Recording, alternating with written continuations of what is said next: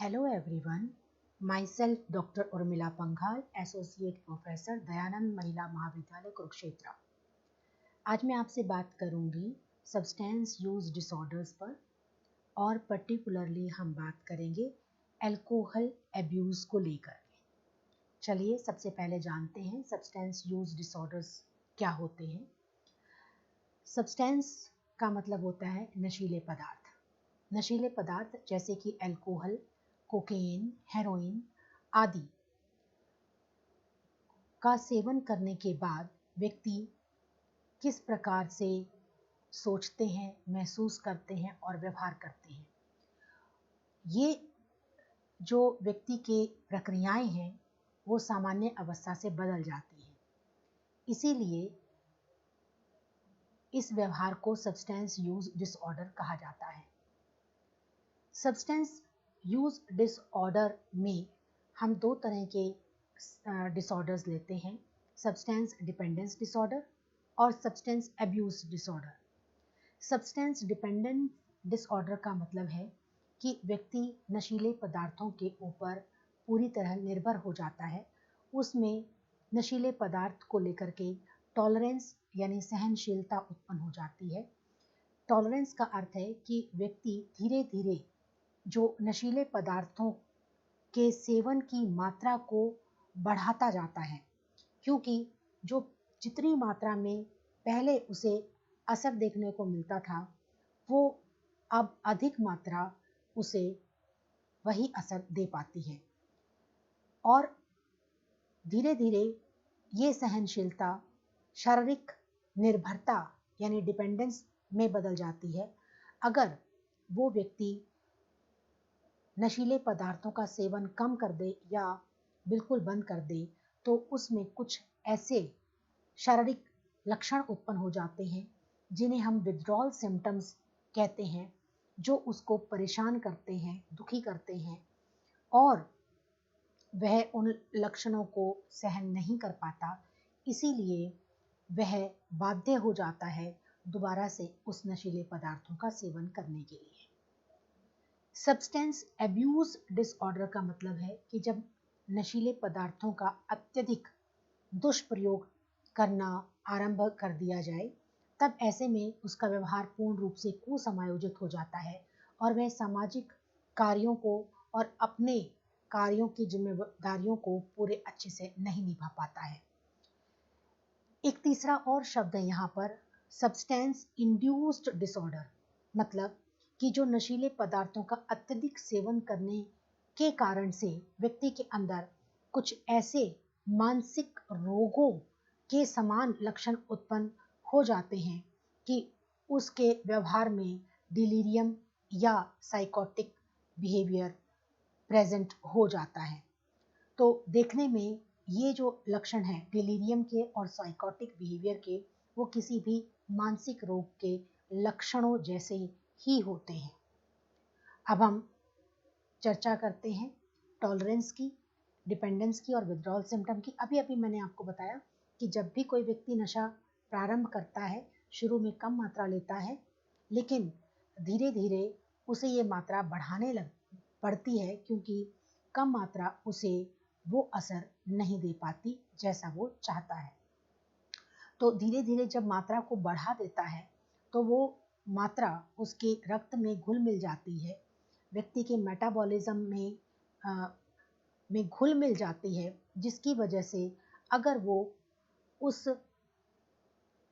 नशीले पदार्थ की मात्रा को कम करता है या बंद करता है तो उसके अंदर कुछ ऐसे लक्षण उत्पन्न हो जाते हैं जो उसको परेशान करते हैं, जैसे कि सिर दर्द होना, वॉमिटिंग आना, बेचैनी होना आदि। तो इस स्टेज को हम कहेंगे निर्भरता, कि वो पूरी तरह से ड्रग के ऊपर डिपेंड हो जाता है। और विथड्रॉल सिम्टम अभी हमने बात की, क्योंकि वो पूरी तरह से निर्भर हो चुका है, अगर वो कम करता है या बंद करता है तो उसमें शारीरिक लक्षण जैसे पसीना आना और कंपन होना शरीर में, जी मितलाना, वॉमिटिंग होना आदि लक्षण उत्पन्न हो जाते हैं, जिससे वो परेशान हो जाता है या उसके दैनिक दिनचर्या प्रभावित होती है। अब हम बात करते हैं अल्कोहलिज्म की। अल्कोहलिज्म यानी कि अल्कोहल एब्यूज़। अल्कोहल एब्यूज़ का मतलब है कि जब व्यक्ति शराब का इतना अधिक सेवन करना प्रारंभ कर दे कि जीवन में उसके समायोजन को ही प्रभावित करना प्रारंभ कर दे, तब हम कहेंगे व्यक्ति शराब का आदी हो चुका है। शराब एक डिप्रेसेंट ड्रग है, यानी ये हमारे सेंट्रल नर्वस सिस्टम को प्रभावित करती है और उसकी क्रियाओं को मंदा यानी स्लो डाउन कर देती है। अगर व्यक्ति के ब्लड में अल्कोहल की मात्रा 0.5% या इससे अधिक हो जाती है तो व्यक्ति की मृत्यु भी हो सकती है। इस डायग्राम के माध्यम से आप देख पा रहे हैं कि ब्लड अल्कोहल लेवल बढ़ जाता है तो उसका ब्रेन की फंक्शनिंग पर असर पड़ता है। जैसे कि अगर ब्लड में 0.05% अल्कोहल की मात्रा है तो व्यक्ति का जो जजमेंट है वो बहुत ही पुअर हो जाता है। इसी प्रकार से अगर ये लेवल 0.1% तक पहुंच जाता है तब व्यक्ति को ड्राइविंग करने में मुश्किलें आती हैं, क्योंकि उसका जो रिएक्शन टाइम है वो कम हो जाता है और ऐसी स्थिति में व्यक्ति दुर्घटना कर सकता है। जैसे जब ब्रेक मारना हो तो उसमें अगर देरी हो गई, रिएक्शन टाइम ज़्यादा हो गया तो व्यक्ति एक्सीडेंट का शिकार हो सकता है। अगर अल्कोहल की मात्रा 0.2% आ जाती है ब्लड में तो व्यक्ति रोने संबंधी एबनॉर्मल बिहेवियर करता है। रक्त में 0.3% अल्कोहल हो जाने से व्यक्ति को दो नजर आने लगते हैं और अगर अल्कोहल की मात्रा 0.45% बढ़ जाती है ब्लड में तो व्यक्ति अचेतन हो सकता है, अनकॉन्शियस हो सकता है। और अगर ब्लड में अल्कोहल की मात्रा 0.65% तक बढ़ जाती है तो व्यक्ति की मृत्यु भी संभव है। अल्कोहलिज्म की 4 स्टेजेस हैं। सबसे पहली स्टेज है pre alcoholic stage. Pre alcoholic का मतलब है अभी वो शराब के प्रति पूरा उसने नशा उत्पन्न नहीं किया है, आदी नहीं हुआ है। तो यहाँ पर जो ड्रिंकिंग का व्यवहार है प्रॉब्लम क्रिएटिंग नहीं होता है। व्यक्ति शुरू में कभी कभार ही ड्रिंक करता है, कभी सोशल गैदरिंग में फ्रेंड्स के साथ वो कंपनी कर देता है, लेकिन जैसे जैसे समय बीतता है वह यह ड्रिंकिंग की क्रिया भी बढ़ती जाती है। जो कभी कभार वो शराब पीता था अब ये कभी कभार की फ्रीक्वेंसी बढ़ जाती है। कभी स्ट्रेस को कम करने के बहाने या चिंता को दूर करने के बहाने या बुरी स्मृतियों को दूर करने के बहाने या अपने फ्रेंड्स को कंपनी देने का बहाना शामिल हो जाता है और धीरे धीरे इस जो शराब की इनटेक की मात्रा भी बढ़ जाती है और फ्रीक्वेंसी भी बढ़ने लगती है, जिसके साथ साथ व्यक्ति में टॉलरेंस भी बढ़ने लगती है। टॉलरेंस का मतलब है कि धीरे धीरे व्यक्ति शराब की मात्रा को बढ़ाता चला जाता है। दूसरी स्टेज जिसे कि हम अर्ली स्टेज कहते हैं, इस स्टेज में जो प्रथम स्टेज है उससे कहीं ज़्यादा अल्कोहल का ड्रिंकिंग का व्यवहार बढ़ जाता है। वह शराब को देख करके अपने आप को रोक नहीं पाता है। वह शराब के बिना उसे बेचैनी होने लगती है और कोई ना कोई बहाना ढूंढता है शराब पीने के लिए, जैसे कि दूसरों के साथ मिल के पीना, चिंता को दूर करना, बोर्डम को दूर करना या फिर अपनी उदासी या अकेलेपन को दूर करने का बहाना ले लेता है। वह इस स्टेज में लोग अपने दोस्तों के साथ छुपाता है कि मैं शराब पीता हूँ और छुप करके जैसे कि कॉफ़ी के कप में शराब डाल करके पी रहा है ताकि दूसरों को पता ना चले। इस स्टेज में भी टॉलरेंस लगातार बढ़ रही है, यानी कि जो असर एक पैग में हो जाता था अब धीरे धीरे वो वही असर 4 पैग देना शुरू कर चुके हैं। तो धीरे धीरे व्यक्ति में टॉलरेंस बढ़ने लगती है और हमेशा वह शराब के बारे में ही सोचता रहता है। तीसरी स्टेज बड़ी ही क्रूशियल स्टेज है, नाम भी क्रूशियल है इसका, क्रूशियल फेज। इस अवस्था तक उसका पीने का व्यवहार बहुत ही प्रॉब्लम बन चुका है। अब वह अगर न पिए तो डिप्रेस हो जाता है, बहुत एंग्शियस हो जाता है, चिंता बहुत हो जाती है उसको और उसे नींद नहीं आती है। और इस प्रॉब्लम ड्रिंकिंग बिहेवियर के कारण उसके सामाजिक संबंधों में भी बदलाव आ गया है। वह सामाजिक क्रियाओं में कम भाग लेने लगता है और अपने दोस्तों की जो ग्रुप है वो भी चेंज हो जाता है। अब उसके दोस्त पीने पना पिलाने वाले बनने लगे हैं और इस स्थिति में क्योंकि वह पीने के व्यवहार को ज़्यादा प्रेफरेंस देता है, वह लोगों से मिलना जुलना बंद कर देता है और अजनबियों से तो वो बात भी नहीं कर पाता है। लास्ट स्टेज है क्रॉनिक स्टेज। ये स्टेज पूरी तरह से प्रॉब्लम क्रिएटिंग स्टेज बन चुकी है क्योंकि इस स्टेज में व्यक्ति सारा दिन पीता है, सुबह दोपहर शाम सब तीनों समय वो शराब में ही डूबा रहता है। इस स्थिति तक व्यक्ति में टॉलरेंस बहुत अधिक उत्पन्न हो चुकी है। वह बहुत लंबे लंबे गिलासों में शराब डाल के पीता है, तब तक पीता है जब तक कि पूरी तरह से वो ड्रंक न हो जाए। उसे पता है कि बहुत अधिक पीने से शरीर पर बहुत बुरे इफ़ेक्ट आएंगे, उसकी सेहत भी खराब होगी, लेकिन उसके बावजूद भी वो पीता है। उसे पता है कि उसे लीवर का साइरोसिस हो सकता है या डेमेंशिया यानी कि उसकी स्मृति जो लुप्त हो सकती है, लेकिन वो मानता नहीं है। व्यक्ति में डिपेंडेंस यानी कि शारीरिक रूप से वो शराब पर निर्भर करने लगता है। अगर वो न पिए तो उसके अंदर कुछ शारीरिक लक्षण जैसे कि सिर दर्द, पसीना आना, चिड़चिड़ापन, हृदय की धड़कन बढ़ जाना या कम हो जाना, नींद न आना, कपकपाहट शरीर में और व्यामोह। व्यामोह मतलब कि वातावरण में कोई चीज़ है नहीं लेकिन फिर भी उसको दिखाई या सुनाई पड़ रही है, ये सब लक्षण प्रकट होने लगते हैं और ये लक्षण इतना परेशान करते हैं कि वो बाध्य हो जाता है दोबारा से शराब पीने के लिए। यहाँ दिखाया गया है कि शराब का शरीर पर किस किस प्रकार का प्रभाव पड़ता है। अत्यधिक शराब पीने से व्यक्ति की मेमोरी कम हो जाती है, वह नशे की लत का शिकार हो जाता है, ब्लड प्रेशर बहुत ज़्यादा बढ़ने लगता है, उसको दिल का स्ट्रोक आ सकता है, दिल का हार्ट फेल हो सकता है, लीवर का कैंसर हो सकता है, किडनी फेल हो सकती हैं, वजन बढ़ने लगता है और उसके अंदर जो बच्चा पैदा करने की क्षमता है वो भी कम होने लगती है, हड्डियाँ भुरने लगती हैं, डिप्रेशन आ जाता है, सुसाइड बढ़ जाता है, व्यक्ति सुसाइड कर लेते हैं अत्यधिक शराब की अवस्था में।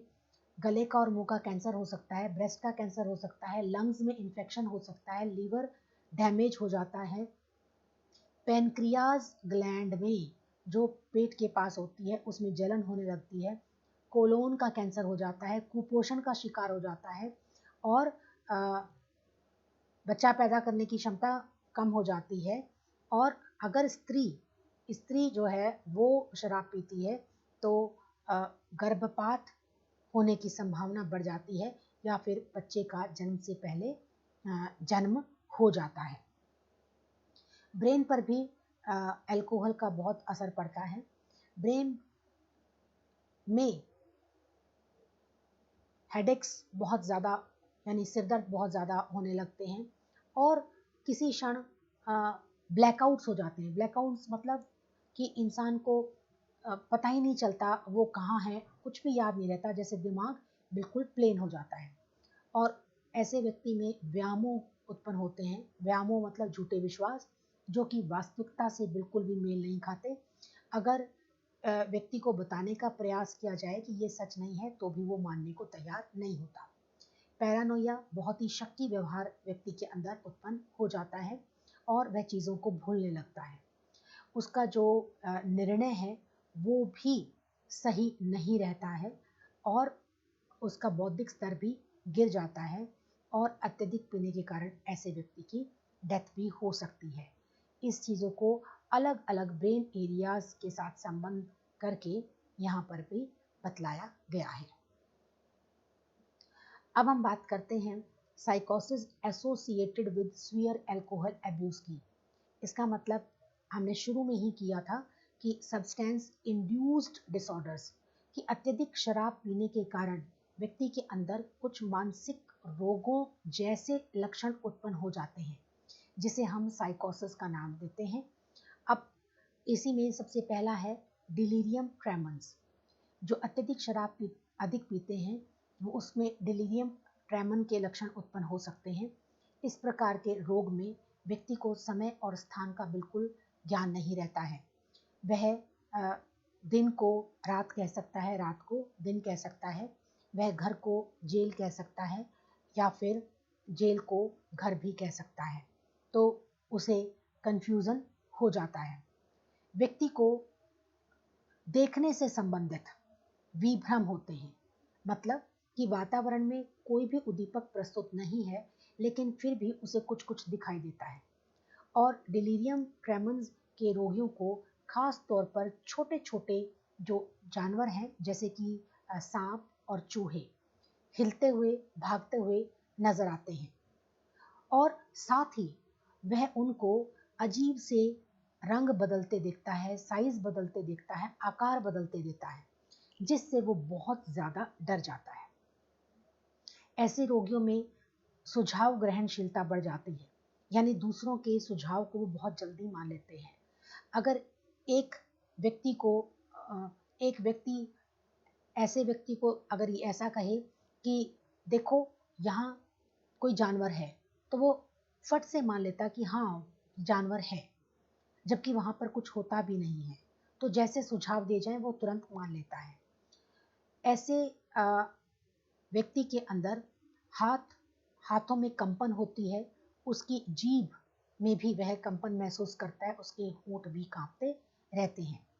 दूसरे लक्षणों में उसको पसीना बहुत आता है और बुखार आ जाता है, उसका दिल बहुत तेज़ी से धड़कता है या बहुत धीमे से धड़कता है, उसकी जीभ पे एक कोट सा बन जाता है, परत सी जम जाती है और उसकी जो सांसें भी हैं उनमें भी बदबू होती है। ये दिखाया गया है कि कैसे डिलीरियम ट्रेमन का जो पेशेंट है रिएक्ट करता है, कैसे उसे छोटे छोटे जानवर नज़र आते हैं, उनको देख करके किस प्रकार से वो डर जाता है और उस डर के कारण उसे पैनिक अटैक भी हो सकता है। दूसरी प्रॉब्लम अल्कोहल अब्यूज से जो जुड़ी हुई है वो है कार्साकॉफ सिंड्रोम। ये भी एक साइकोसिस है, यानी कि एक मानसिक रोग के लक्षणों की भांति इसमें लक्षण उत्पन्न हो जाते हैं, जिसे कि कार्साकॉफ सिंड्रोम कहा जाता है। रीज़न अत्यधिक शराब पीना।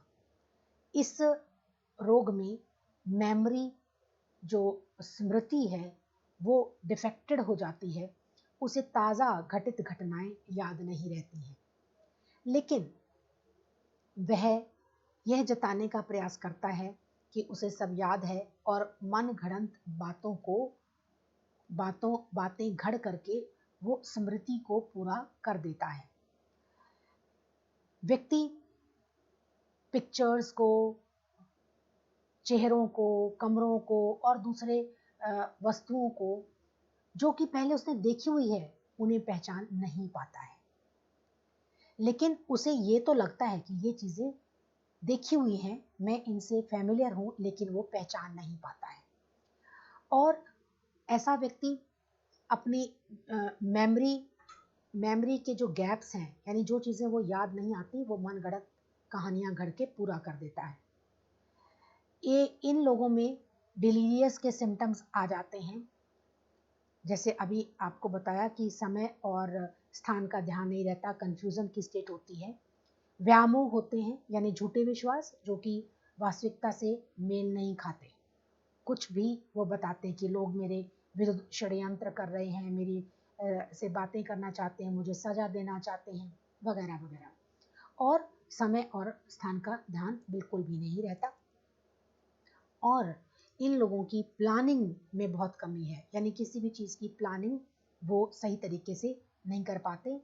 ऐसे व्यक्तियों का जो बौद्धिक स्तर है वो भी काफ़ी कम हो जाता है और उनके इमोशंस यानी संवेगों में भी कमी आ जाती है।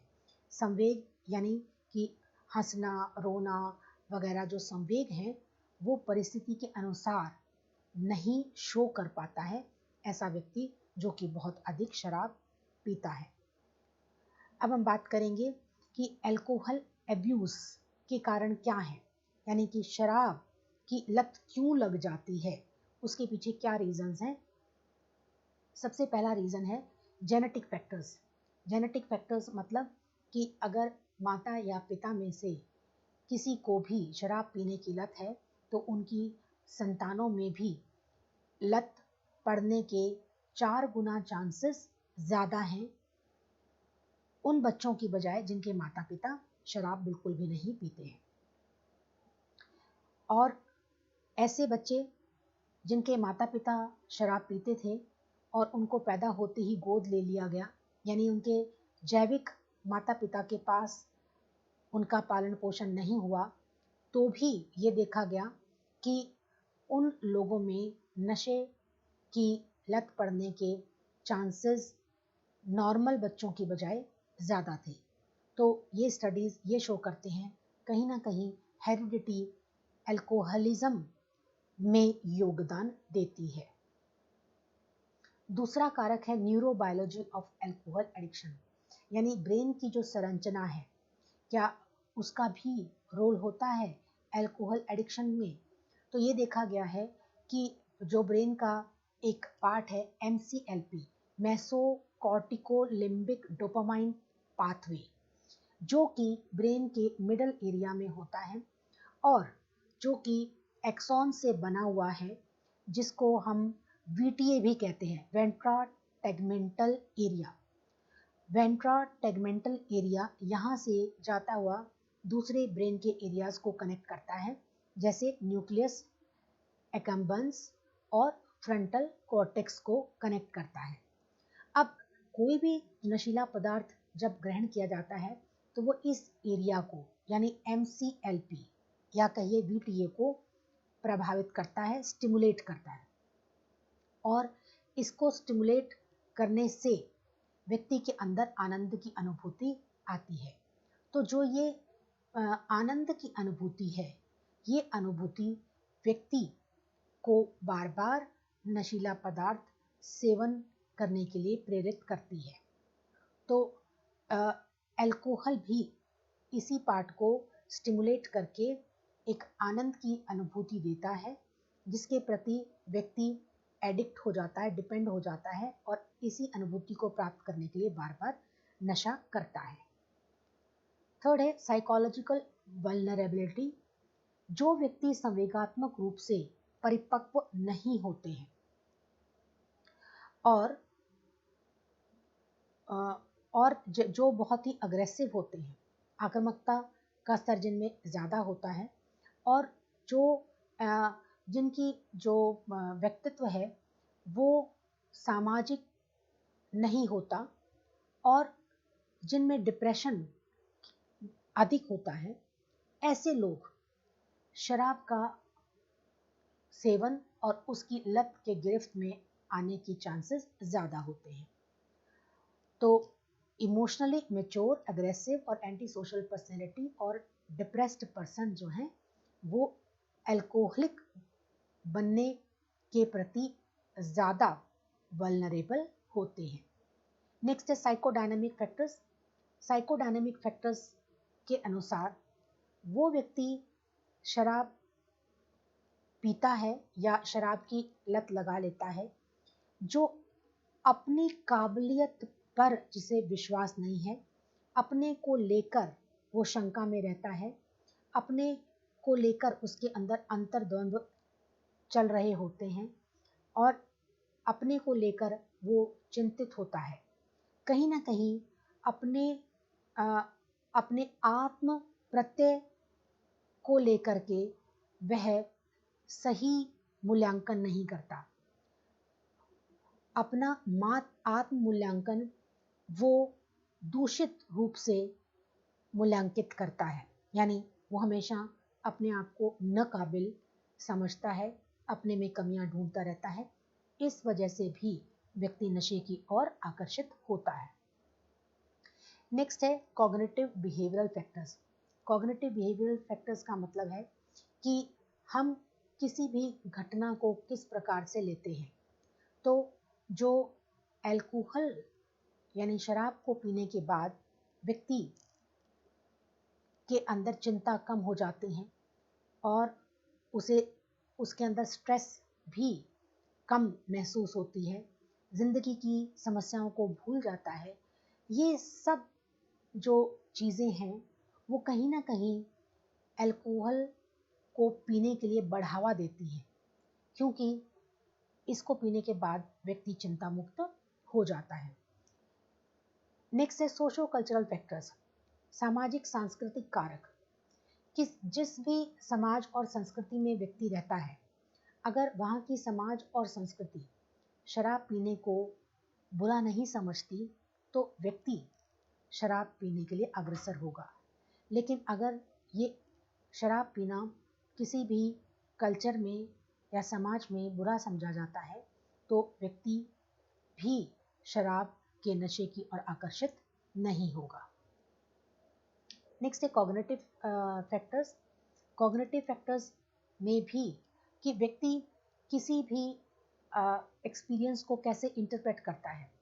व्यक्ति जब शराब पीता है तो सिर्फ और सिर्फ इसके पॉजिटिव एस्पेक्ट्स को देखता है कि इसको पीने के बाद जो आनंद की अनुभूति होती है, चिंता दूर हो जाती है, जबकि इसके नेगेटिव एस्पेक्ट्स को नहीं देखता है कि इसके पीने के बाद शरीर पर, दिमाग पर कितना बुरा असर पड़ता है और कैसे वो सामाजिक और व्यक्तिगत संबंधों को खराब कर देता है।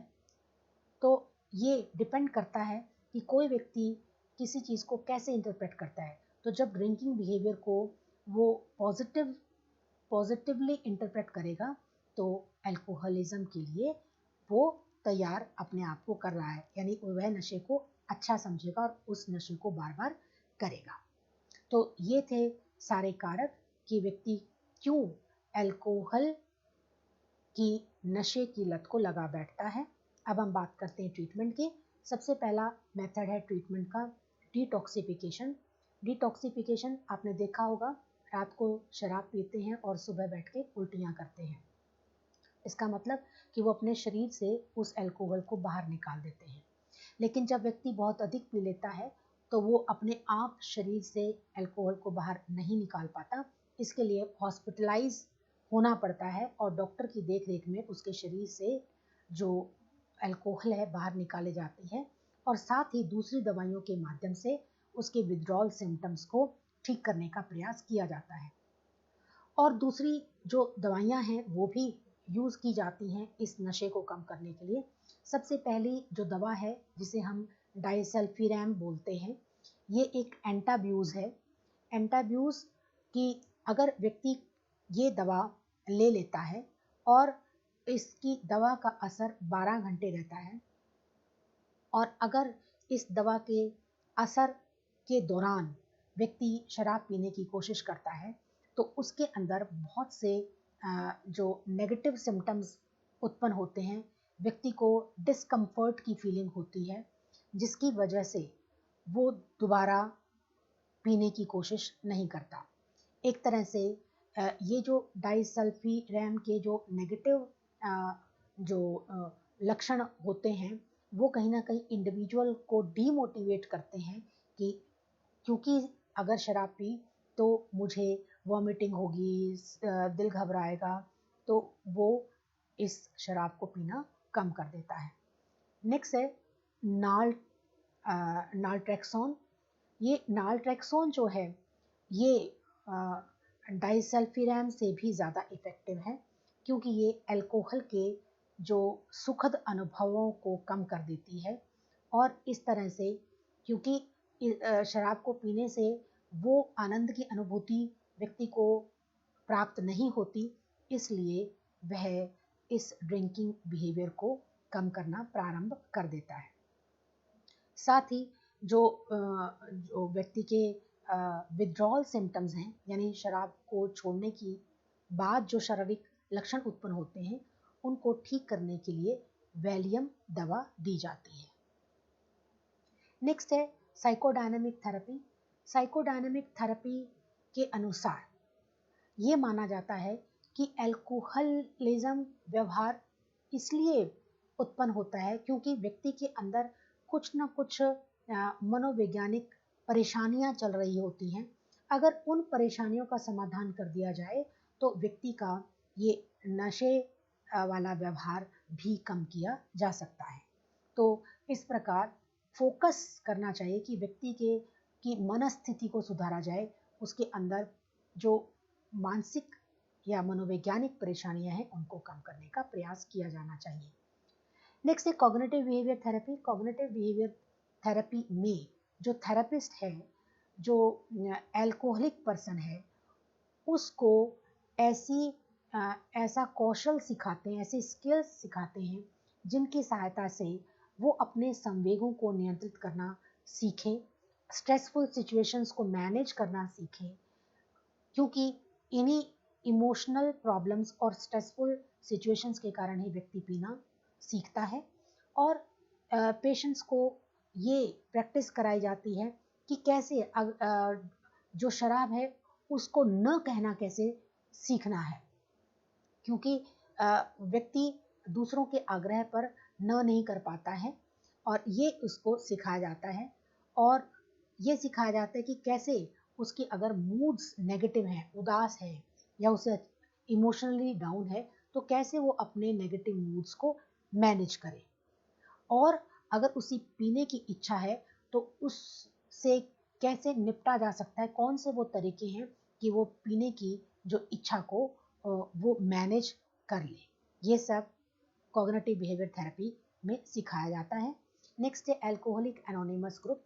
अब एक ऐसा ग्रुप बना हुआ है जो कि कभी ना कभी अल्कोहल ये के नशे से गिरफ्त थे, और ये ग्रुप में ये सभी जो नशे से ग्रसित व्यक्ति हैं अपनी अपनी कहानियाँ सुनाते हैं कि मैंने शराब क्यों पीनी शुरू की, क्या क्या झेला, पीने के बाद कौन सी मुश्किलें आई, और कैसे मैंने अब ये छुटकारा पाया, और अब मेरी ज़िंदगी में क्या बदलाव है। तो एक तरह से ये जो ग्रुप है जो अब नशे से गिरफ्त व्यक्ति हैं, उनको मोटिवेट करता है कि आप लोगों को खुद साहस के साथ काम लेना होगा, और जैसे हमने इस जो है शराब से मुक्ति पा ली है, तो आप भी खुद अपने इस शराब पीने के व्यवहार को खुद के लिए रिस्पॉन्सिबल मानते हुए इस व्यवहार को चेंज करने की कोशिश करो। तो ये बहुत ही मोटिवेटिंग ग्रुप है। और इसके साथ ही हमारा ये आज का लेक्चर ख़त्म होता है। Thank you.